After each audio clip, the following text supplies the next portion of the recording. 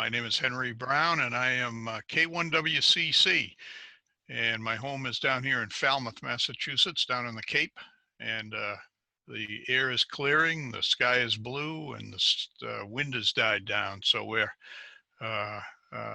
watching the pass by of tropical storm ice, however you say it, it's going by. So anyway, we can start with this presentation, and you know Pi, how he is. He's a bulldog, and some might even say he's a little bit of a bully. But he got me to do this after hearing that I had done a park activation, one park activation. But I wanted to do it right, so I did it. My one activation, I went on the POTA website, and you'll see that in a minute. I went on the Parks on the Air website and got signed up and put my name in as going to activate this park. And then I started to learn a little bit about how this all worked. We have a ham down here, Jeff, W1OH, and I think he's going to be doing a satellite program here. He kind of got me interested in POTA. He goes out with his KX3 or KX2, and he operates on the beach in the winter and things like that.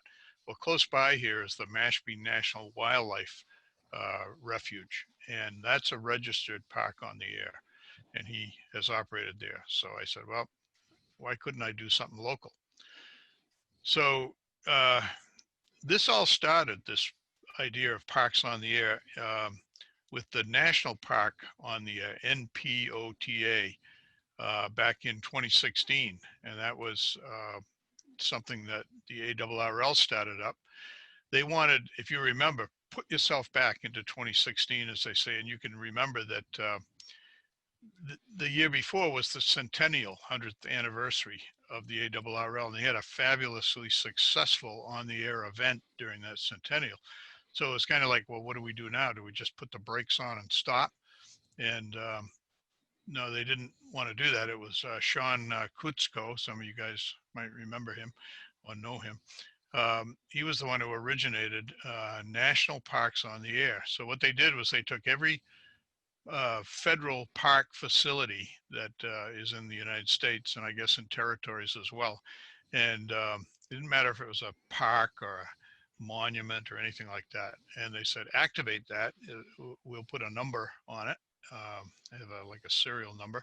And then we'll have like a leaderboard and a scoreboard and every other thing. It'd be like a little sort of a contest that would go on all year long. So that apparently proved pretty popular.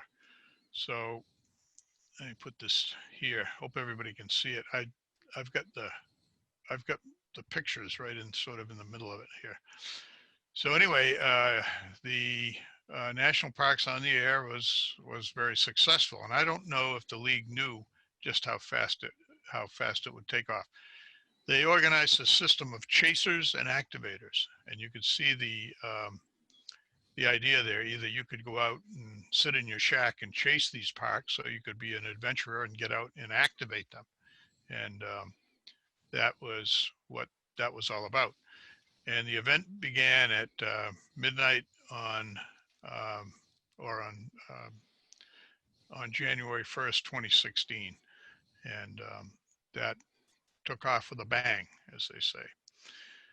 So they developed, the league developed a list. They put everything on their website. I'm sure you all remember this.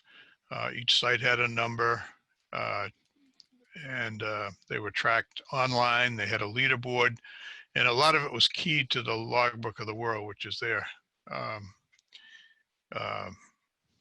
that's their baby, and they like to see it used, I guess. So, but that made sense. So it was similar to Centennial QSO Party, but it lasted for the whole year, and it made you want to get out and work some of these sites. Now, much to my dismay, I never did get out and operate at Cape Cod National Seashore, which was one of these parks. There were parks all over the place. There's a national park in downtown New Bedford. You could have gone there and sat in your vehicle and put a ham stick up and operated there. They're all over. They had a way of on their website of finding those places. So you think about it, it's a great idea. You can go out and take a day. You could go up to Lowell to that Heritage Park up there, all kinds of places. Why not? So anyway, so that lasted for a year. And just like the Centennial QSO party, people said, okay, what's next? What are we going to do now? Well, the league didn't really do anything, apparently, from what I can see, officially. So again, the year-long event was very successful. So, and awards were created, as they always are for any kind of contest. And in 2017, the event officially ended, but not the activations, because people were still going out to parks and activating them. So anyway, so Hams enjoyed the NPOTA event so much that they wanted to continue by adding state and local parks and other recreational facilities that were officially sanctioned. So hence, parksontheair.com was formed. And as you can see down at the bottom of the page here, it says the group was inspired by the outstanding work of Sean Kutzko, KX9X, and Norm Fasaro. I can't see his call, but the American Radio Relay League. And I'll put in a plug for Norm. He helped me out during the WRTC. I was a beam team captain for 4 stations that 2014, and Norm came over from the league. And I always thought he was a gruff, funny, kind of hard-ass type guy, because I'd run into him at Dayton a couple of times. So boy, he was very helpful. And so I would give him a kudos here. So anyway, nationalparksontheair.com, parksontheair.com. You can look that up yourself. That was formed in 2017 and with the same objectives. If I can, I guess I can't move these pictures. Anyway, I can get have just the view, I wonder, because I can't see the screen here too well. Yeah, well, anyway, we'll get by. Yeah, Henry, just click the lower, I mean, the little blue bar, just click that and it'll shut the cameras off. Okay, right. Is that at the top of my? Yeah, at the top, you got 4 icons, and the one on the far left, it's just like a space, and then there's like a screen, then there's 2 screens. You click that and it just shows the slides. Jerry, I'm glad you spoke. I didn't recognize he's got this strange house computer name on there, and you look different. I'm no longer a Massachusetts resident, so I'm hiding from the tax people, so I'm a bit anonymous. You know, as soon as Jerry spoke, I knew it was him, and I thought, what is he doing here? So welcome to you, Jerry. Good to hear you. Other than not seeing you like we haven't. So, all right. So let's see. Yeah, I couldn't do that, but I'll get by here. Let's go back. All right. Okay. POTA is Parks on the Air. It's not National Parks on the Air. It's state parks. It's in a lot of cases, it's town parks. It's all other kinds of parks. So there's all kinds of opportunities here, as you'll see in a minute. The POTA website, it's very comprehensive. It has some problems as a website, but it's pretty comprehensive. It's got leaderboards, it's got a spotting network, it's got scheduling, and before you activate, you can schedule ahead of time so chasers can watch for you. So if you're going to go out to a park next week, you can put that on the scheduling board, and people can say, well, you know, Jerry Campbell is going to be at a park next week at 12 noon and between 12 and 6, and we'll listen for him. So anyway, you can, and once you get on and activate, you can spot yourself. They have their own spotting network. And I put down here, you'll see it says it works. And I'll tell you it works. And I'll tell you how in a minute. So after your activation is over, they request that you submit your log in an ADIF format, which most logging programs will do. And there's a local POTA representative who's actually pretty active. I've talked to him a couple of times, and he posts your log on the website so people can say, yeah, I did work this park. Here's the proof. And posting to the Logbook of the World is encouraged. I know some of you have heard Rick N1DC's adventures down in Florida, and how he had to repost a lot of his contacts because he was operating portable. So I didn't do that. I just put the contacts I made up on Logbook of the World, and then I sent people cards because I like sending cards. So I sent everybody that I worked a card, whether they sent me one or not. So anyway, that's my style. So that you have to keep that in mind. But anyway, one of the best things here is they'll take your log in ADIF format and put it right up on their website. And mine was there. So, all right, let's go on here. So here's the interesting thing. Where can you activate around Massachusetts? And the website has a map. And on that map, you can get it right down to state level or town level. It's just a standard internet type map. And it'll show you all these places that have a park number, have a POTA number. And just for example, on Cape Cod, the Cape Cod National Seashore, pretty obvious. Nickerson State Park, the Shawnee Crow State Forest and Sandwich, and the Mashpee National Wildlife Refuge have activation ID numbers. And in the South Shore area, there's Miles Standish, that's another obvious one, Ames Knoll, Wampatuck, Webb Memorial, which is up in Hingham, I think, Ellisville Harbor down in Plymouth, and Boston Harbor Island, just a few that are in Massachusetts. So there's tons of places you can actually go and set up and activate.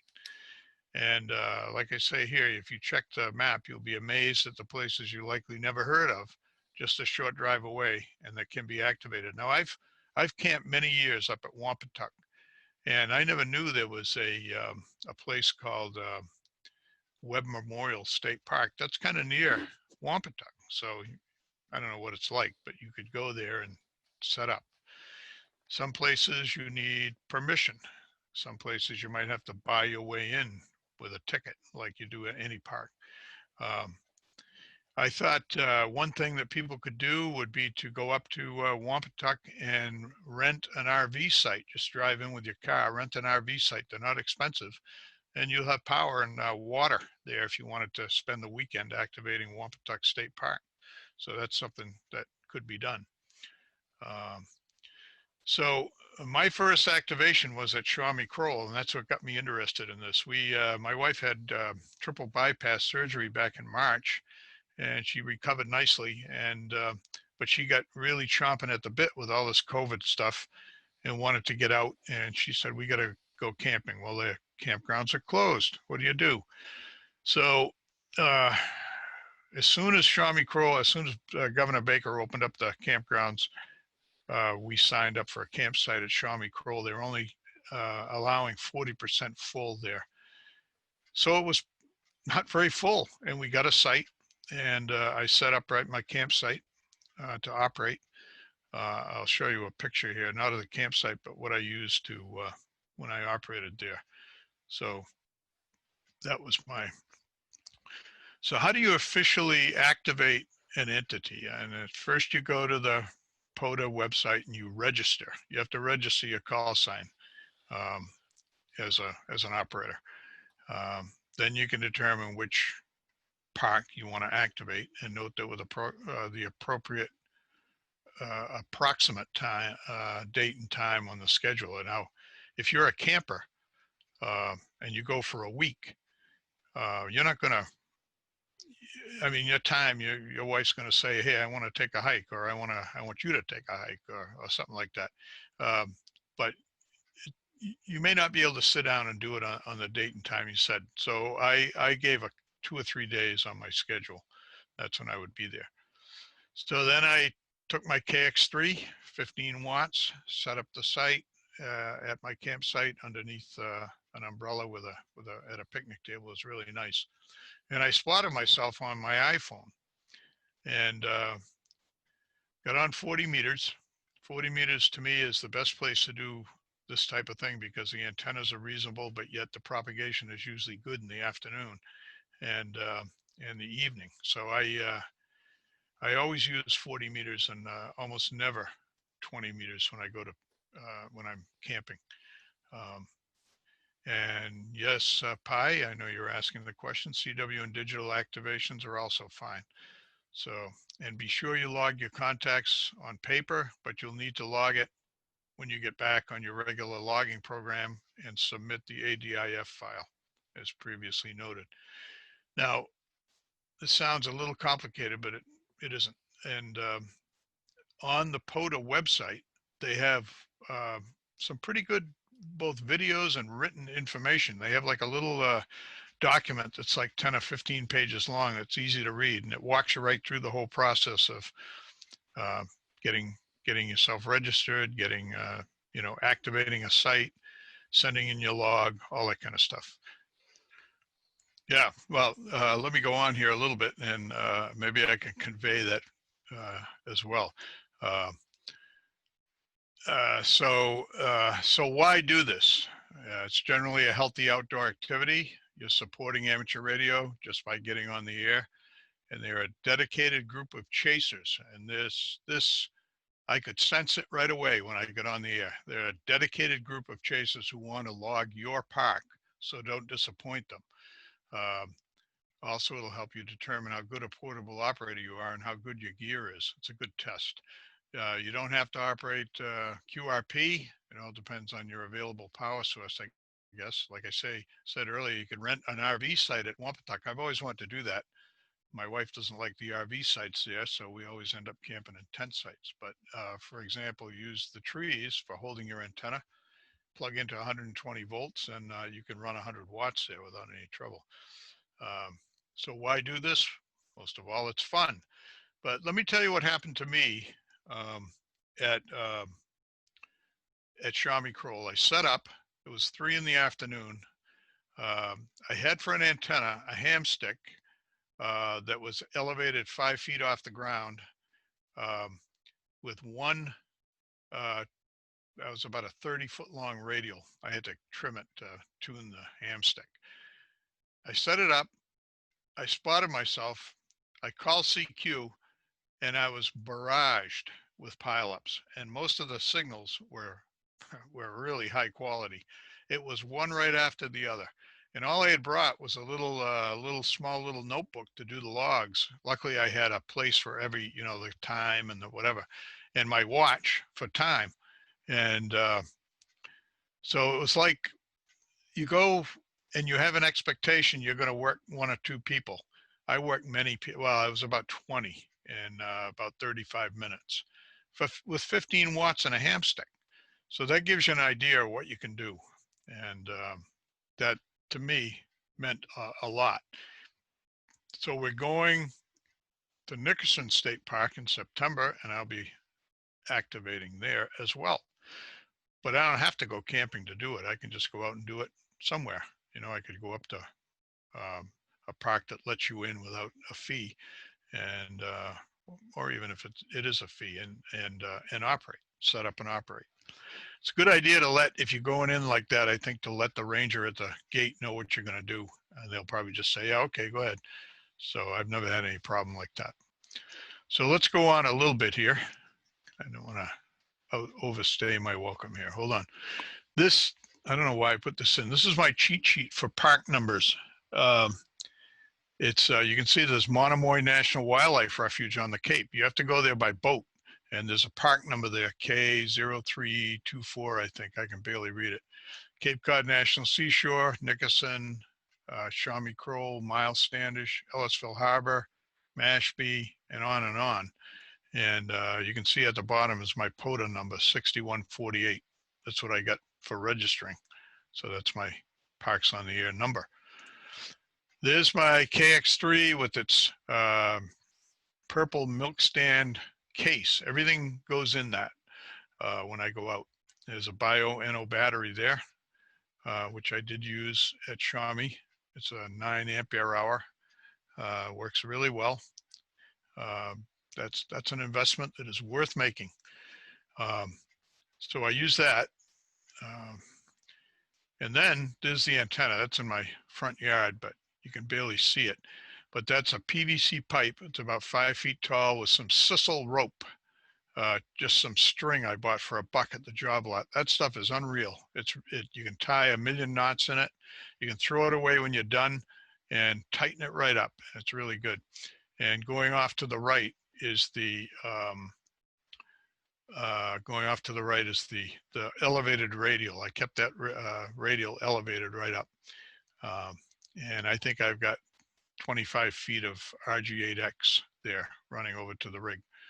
So that's the antenna I used. I would use it again, but I might want to use another one. Who knows? That's the fun of it. And there we go. Thanks for watching. 73 K1WCC POTA number 6148. That's it. That's all, folks, as they say. Any questions? Henry, is that number, that 6140, does that mean that's your number, or is that a number that's associated with that park? I think it's my number. It's like the number you get, like if you join 1010 International, you get a 1010 number, and I think that's what you've got there, a POTA number, so you can reference that number. I'm pretty sure that's what it is, Pi. Okay, so it's kind of like, I mean, I'm sure, I was just wasn't sure whether that was the number that had something to do with that park. And no, the park number. Let me see if I can. I exited the screen share there, but hold on. The park numbers are on that little handwritten sheet that I put up there. Let's see. Yeah, they usually begin with K. At least they do around here. I'm not sure what whether that stands for a state facility or what, but the park number, like Shawnee Kroll, was, I think, 4697, maybe 4697. I'd have to look, but that's the park number for Shawnee Kroll. Now that's probably not activated all that much, and so that's probably one of the reasons why. I noticed some of the people I worked with at the top of the leaderboard as far as activations, so these are people that are there. Like Jerry says, they are serious business. So, and I'll play by the rules. Why not? Why do it if you're not playing by the rules? So Henry and Pi, can I give some tips if you want? Sure. This is Henry's presentation, but he's interrupted a few of the ones I've done, so that's why I had to make sure I was on today. Jerry, don't look at the screen now, Jerry. Don't look at the screen. Yeah. I'm tempted, but I'm not gonna. No, Henry, you giving hand signals? Is that what you're doing? Yeah, hand signals, right? And Morse code, the letter I.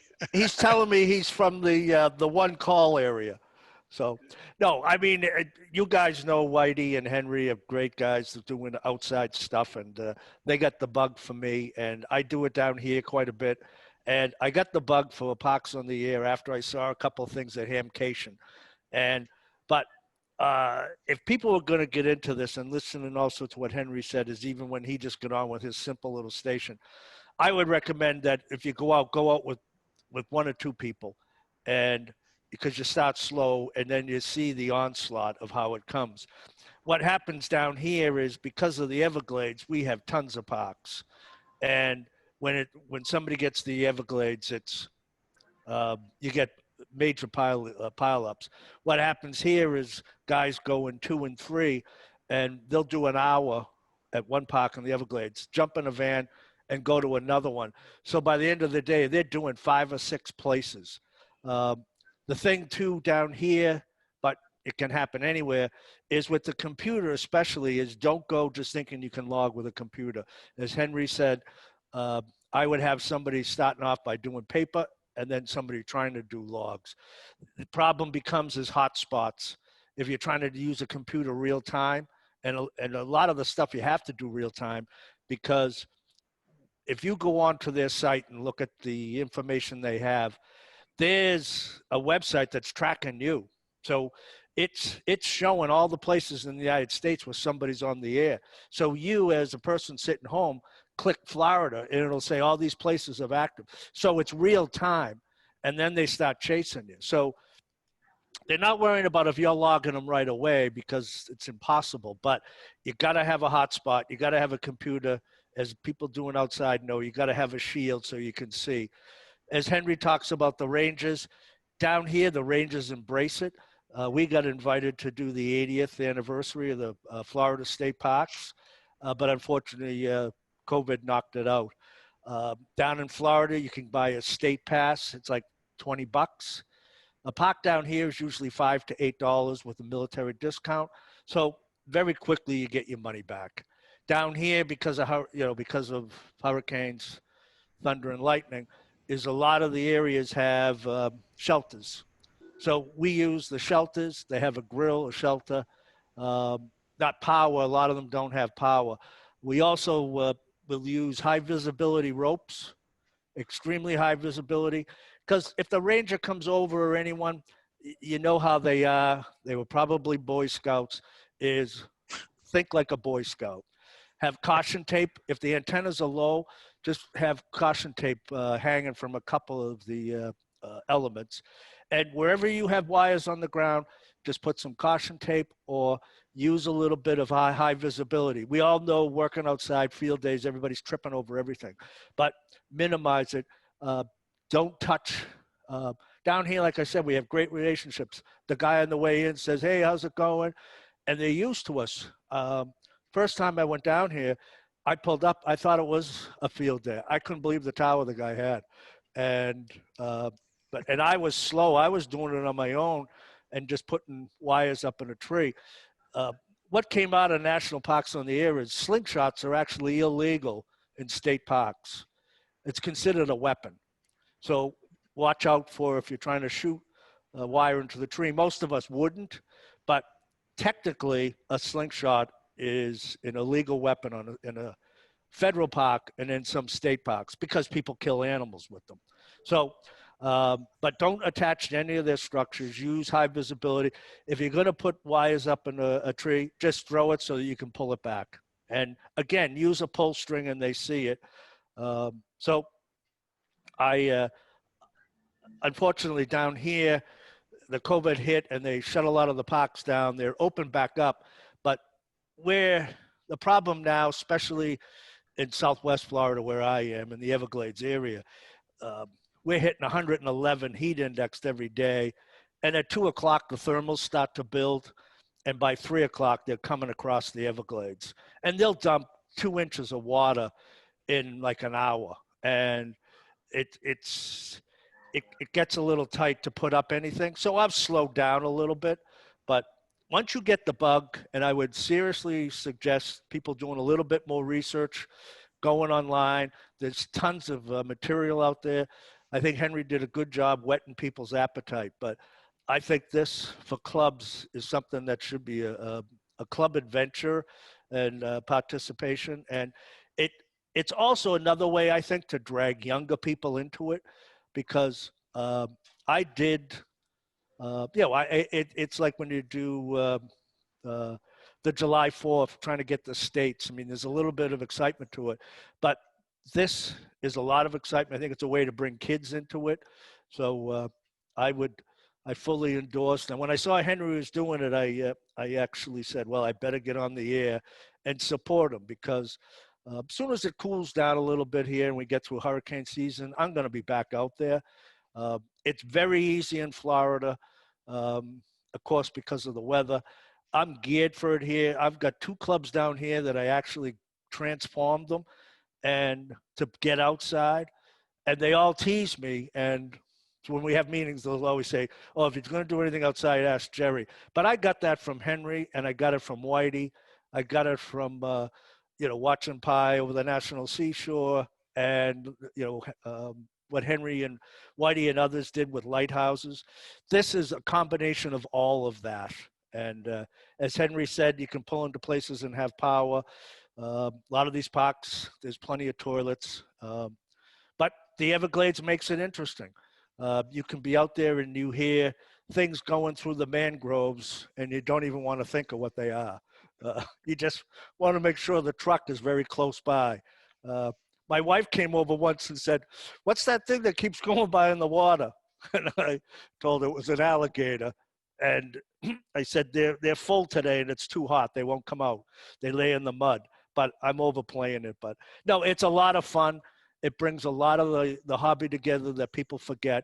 And I always like teasing Whitey about, I mean, I shouldn't do it now because he's clearly restricted as to things he can do. But whenever I run into Whitey and I'm telling him the things I'm doing or I show him pictures, he gets excited. And hopefully you felt the excitement from Henry. This is really something that clubs should push and go on their site, look at their, they got tons of slides. When they present at Hamcation 2 years in a row, the place is oversubscribed. You can't get enough people in. And you show some of the pictures they show on Facebook and other, they're out with kayaks. This is now spread to Europe. So it's really growing and they're getting smarter. And the people leading it, the next generation of hams, they're a lot younger, they're computer savvy. When I saw the guy going out with his kayak and I saw the radios he was carrying, you know, people, I would go with a boat fung and that's about it. This guy was going out with K3s, K2s, and he wasn't even worrying about tipping over.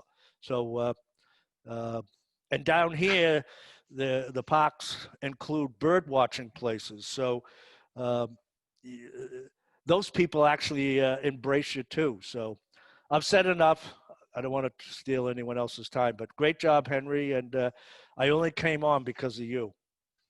You know, one of the things there that Jerry said about bringing in young people, the idea of whenever you do, like we would do field day, and then you would, let's say field day being an outdoor activity, but you would plan on trying to have educational material or promotional things with you or whatever. So if somebody comes over and says, well, what are you doing here? You know, because they don't know anything about ham radio, you'd have something to give them. So, I mean, it's kind of like, it's one of these things. I think Jerry's been doing it here for a while, so that's why he's pretty enthusiastic about it. It's understandable, but sometimes it's one of these activities that I think can really get the juices flowing. And you know, we kind of go back, Henry, to the times like Jerry was talking about there with Whitey doing some of the lighthouse activations. That was a pretty well structured group, and then there's the summits on the air group. So there's all these different directions to go. I tell you, there aren't too many summits in Florida, so that's why they do the parks down there. So okay. You know what it is, and this is how I wanted to convey it a little differently than I did, I guess. But whatever you do in life, I think you need a purpose. Now, for some people, maybe sitting down in front of a 100-watt rig and rag chewing every once in a while is okay for them, for ham radio. But this type of thing, like Pi mentioned, SOTA, Summits on the Air, the Lighthouse Society, which is, yeah, that's not going as strong as it was, but they're still doing it. And this gives you a purpose, a reason to go out and do something, and it gives other people a reason to want to talk to you, and that's essential, I think. And that's what somebody told me when I retired. They said, make sure you have a purpose. Wow, yeah, my purpose was to get up in the morning, but that's what I thought. But that, you know, getting out there and doing things is, especially with something you really like doing, like amateur radio. This is it. This is one way to do it. So, and I appreciate you, Jerry, coming in here. Believe me, and you put a new dimension on it to some degree as far as the intensity of the chasers, and that's a good thing for people to know. If you go out there and do it, you're not a babe in the woods, not anymore. So you know, there's like a combination of things too now, and of course, you mentioned earlier that you hadn't done any of the national park activation, Henry, but I think if you realize you and I and Marty and Rick went down with Barbara and we activated down there. We've even got the picture of us holding the parks on the air sign. So that was you know, so that was a great experience. But there's kind of a combination thing. You can go to some parks that are on an island. So now they're a park on the air, an island on the air. They got a lighthouse in front of you. So you've got a lighthouse on the air. And, you know, maybe it's on top of a mountain. I don't think that's going to happen. But you know what I mean? There's this all. So there are rabid, some of them are rabid collectors of, you know, they're trying to get, they're trying to work their way up that leaderboard. So it's just like chasing DX. And right now there's not a lot of DX because the bands are so crummy for long distance stuff, but you can certainly work a lot of stateside stuff, and it makes it a lot of fun. So anyone else have anything they want to ask or talk about here with in reference to the Parks on the Air thing? I have a real quick comment. I'm Sandy, N1FSK. I know some of the members in here, but I have a history of weak signal DX doing 2-meter moon bounce when I was younger. I no longer have the 84 elements and 2 kilowatts. My XYL and I live in a small apartment, but Summits on the Air has given me in the past year the return to the thrill of working QRP. It's the same as hearing weak signals, but I took an Elecraft K1 up to Wachusett Mountain, and I had, like Jerry mentioned, the pileup was, and Henry, the pileup was almost insurmountable. I had people coming up asking me what I was doing. I was using my iPhone for a log and to post my spots. It just brought me back to DXing, and the thrill was as great as working the world on 2 meters CW off the moon. So it's, I haven't tried the Parks thing yet. I'm fighting a cancer battle right now, but when I'm done with that, I'm back up on the mountains or parks. Just one other comment, here in Massachusetts, you can get the DCR lifetime geyser pass. I think it's 55 or 60, somebody could correct me. It was $15 when my XYL, it was also a ham, and I got one for each car. And then I got the national parks from the federal rangers. Yeah, I think that was $15, and it's a lifetime pass. So even out at National Seashore, I could get in for free, and I've done QRP off the beach there. But for me, it's brought fun back into the hobby after 55 years of hamming. But thanks, guys, for putting this on. It was awesome. By the way, you want to be around for the Summits on the Air one. We're going to have, I just was, and Barbara, you get a kick out of this. I was had a nice long phone call today with Steve, WG0AT, the goat hiker, AKA the goat hiker, and he's going to be doing a presentation for us, and it's tentatively going to be on September 1st. So, and I've seen a preliminary screening of it, so it's going to be great. And so, and Steve, when we talk about Summits on the Air, I mean, no, I'm not minimizing what Mount Wachusett or Mount Greylock or even Mount Washington are, but I mean, we're talking about, you know, they're little hills compared to the stuff out there in Colorado that he's doing. And he's put a few 14,000 footers on the air too, which is, you know, the challenge of that, of just getting up there. And in many cases, having to hike up. It's not a drive thing. You got to appreciate that. And then they get up there and they have a limited amount of time because it took so long to get there. And if they're not camping out up there, they've got to get back down while there's still daylight. Yep. So it's great. And the camaraderie of the people that are involved in each one of those, whether it's Parks on the Air, Henry, you seem to have found that there were a lot of people that were at it pretty regularly from their call signs. Same with the Summits on the Air and the IOTA people, same thing. So, you know, each one of those things, like you said, you could just sit there and get on and have a couple of rag chews at home, and that satisfies your needs and whatever on with ham radio. On the other hand, there were people that used to collect coins, they used to collect stamps, and the idea of having, you know, a collection, if you have one, you just have one, but if you have two, now you've doubled the amount that you have. Next thing you know, it's same thing when you're chasing parks or chasing Summits on the Air. Next thing you know, there's a new one on, you want to work it. So it's fun. It's a great idea, great program. And I think we really have to thank the preliminary work that the ARL did, putting it back together way back in the beginning with the national parks on the air. So that's only been around. I think you said since 2016. So that's made a lot of progress and made a lot of people happy.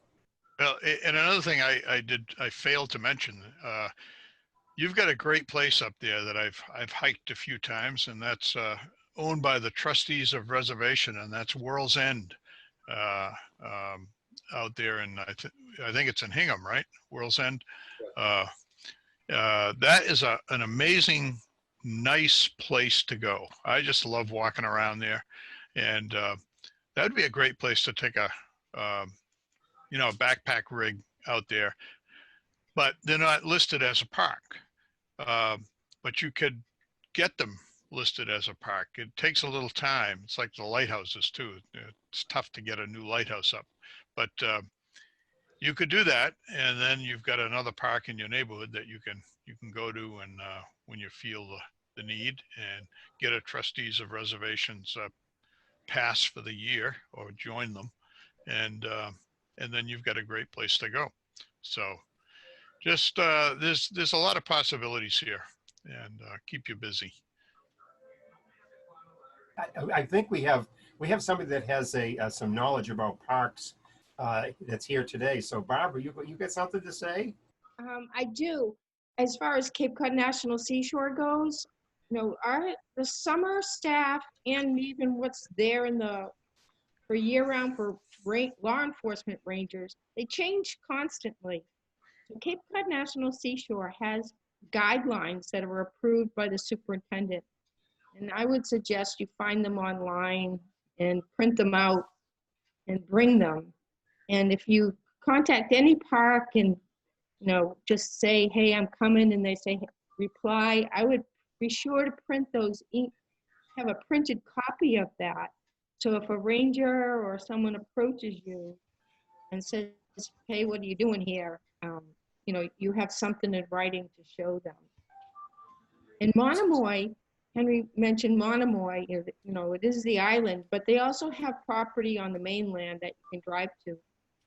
They're pretty nice there. They have a staff of 2 people. And they're pretty desperate to talk to anyone. So I do think they'd probably let you use their electricity if you brought an extension cord. And someday maybe we can talk about, I am friends with them. They retrofitted the lighthouse out on the island, and we can stay in it overnight. So there might be a few of us who want to work on doing that. The boat operator is a close friend of mine, so we can get out there. And it's a lander. We don't have to jump into the water and get out. You can drop us right on, lower the back, and get out on the land. Well, especially because of all those finned creatures that are swimming around that part of the ocean. That's a great idea. That's good to know. There's sharks on the air. We'll start a new one. Yeah. And in 2016, when they started National Parks on the Air, it was all new, but I found out that the National Parks on the Air was really copied from another program, the Worldwide Flora and Fauna Program.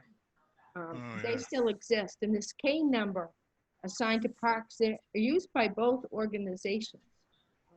So Rick isn't here, but Rick, N1DC, he was for KM1CC, took care of all the logs, and he was the one who would submit our logs to the Worldwide Flora and Fauna, which is the equivalent of the global Parks on the Air.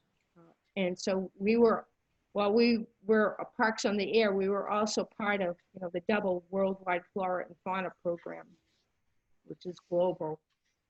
So since Pi brought up, we're sometimes doing multiple things for multiple groups. And then of course for Cape Cod, there's 2 different islands on the air groups.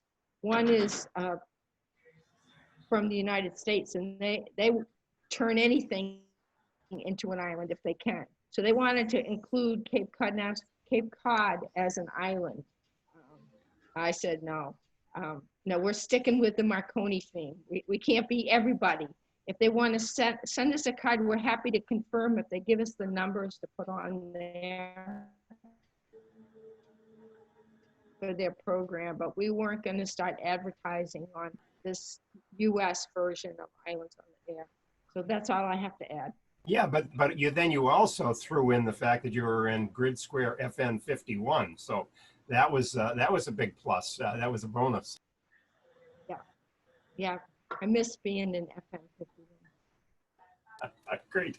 Yeah. So I mean, like I said earlier, this pretty crappy band conditions. I mean, you could certainly work, get on and work some DX or whatever now, but it's not anywhere near what it's like when propagation is near the top of the sunspot cycle. But there's still a lot of activity on the air, and if you're one who, when I'm on the air in my shack, I'm always watching the packet cluster, and you see all these things being posted now. Again, even though they're being posted there about the parks or the summits on the air, as Henry mentioned earlier, you have the separate websites for each one of those groups. And there's, I went on the other day after I talked with Steve, the goat hiker. I went on there and to the Summits on the Air webpage, and that's just this constant activity on there, especially during the warmer months here, in the northern hemisphere. And there's things to do. And in some cases, there are still some people like yourself, Henry, that actually send paper QSL cards. I know the Logbook of the World is certainly the way to go, but if somebody does a special activation of something and goes to the trouble of creating a special QSL card, that's a real keeper. So, you're to be thanked for that. I mean, that's a lot of work nowadays as far as doing an operation. Yeah, it is. Sure. Yeah. By the way, Barbara, do you recognize the background I've got there? That came from you. Well, of course I recognized it. I had a good laugh when I saw it. You see any sharks back there, Pi? No, well, I mean, I don't know what year you that was when Barbara used to do the flyovers and take all those awesome photographs. And I particularly like this one here because, Barbara, what do you call those cutouts that extend all the way up and down there? How it kind of goes in and caves in on the beach? Oh, you mean into the coastal bank itself? Yeah, well, right on the edge of the water. On the edge of the water, the cusps. Cusps. Oh, cusps. CUSPS. Okay, yeah, because it really, when you see this on a big screen, it really stands out. It was an absolute perfect day when you took that group of pictures. Yeah. So, Pi, your point of people operating, you can start off by getting registered, as Henry talked about, get your number, and then you can just sit at home and you don't have to be an activator. You can be a chaser. And that's a slow way to get into it too. And then you get used to using the website, the logging, and you start off slow. So you can just sit home. There are some people that just sit home and chase them. And then it's kind of like you said, collecting stamps and coins. You start learning geography. I didn't know Barbara was on, but one of the opportunities I've had since retiring and having my lifelong national park pass is I've been to a lot of national parks, a lot to do with the Civil War, and we won't talk about that. But I think my experience with the park rangers has always been very, very positive and very, very helpful. Of course, there are some that are always going to try and pull out a rule book, but I think that if you're polite to them and if they, push things, and some do, but others just say, just keep it safe, things like that. They want to just hear that you're keeping it safe and not interfering with people and not making their lives miserable. Florida uses a lot of volunteers, a lot of the bathroom cleaning, the barrels being empty. Those are all done by volunteers, and those people help you too. So, but all right, Henry, and hello, Barbara. I didn't get to your going away party, but I saw some of the pictures and miss you and the events and your sleepovers, but we won't talk about that. Nice pre-COVID party. Yeah. Henry, just one thing. I think I'm correct. If you do, it shouldn't be a problem based on what you've said, but if you do activate a park once you get everything settled in, you have to have at least 10 contacts, correct? I'm not sure if that's true or not. Because if you go on to the little guidebook that they publish, they say that you need to submit a log, even if it's only one contact. Okay. So if conditions were bad and you made a good faith attempt, and you could only get through the QRN and make one contact, or two or three, I don't see where that would be a problem. I don't think that's part of the deal. Okay. So Jerry might know, but I don't think so. No, Jerry? I mean, there is, I didn't think it was that high, but the guys I've been with all say, what they say is a storm came through. And that turns You into know, a, it might be that the idea of activating something for the first time might Yeah. have a minimum. I think that's been the case in most of the, whether it's a lighthouse or Yep. summits on the air or whatever. But once it's activated, yeah, like you say, if you just happen to pull into the parking lot and you make 2 or 3 contacts, I'm sure they're perfectly acceptable. I know when I'm doing hunting, I see guys in Ohio especially, it seems to be more of a Ohio area, Pennsylvania. They'll do a park, and that's why I thought 10. They'll do X number of contacts, and in an hour they'll be in a different park, and they'll do X number, and they'll keep moving, and during the afternoon, they'll maybe hit 4 or 5 parks. The same person. It's kind of interesting what they do.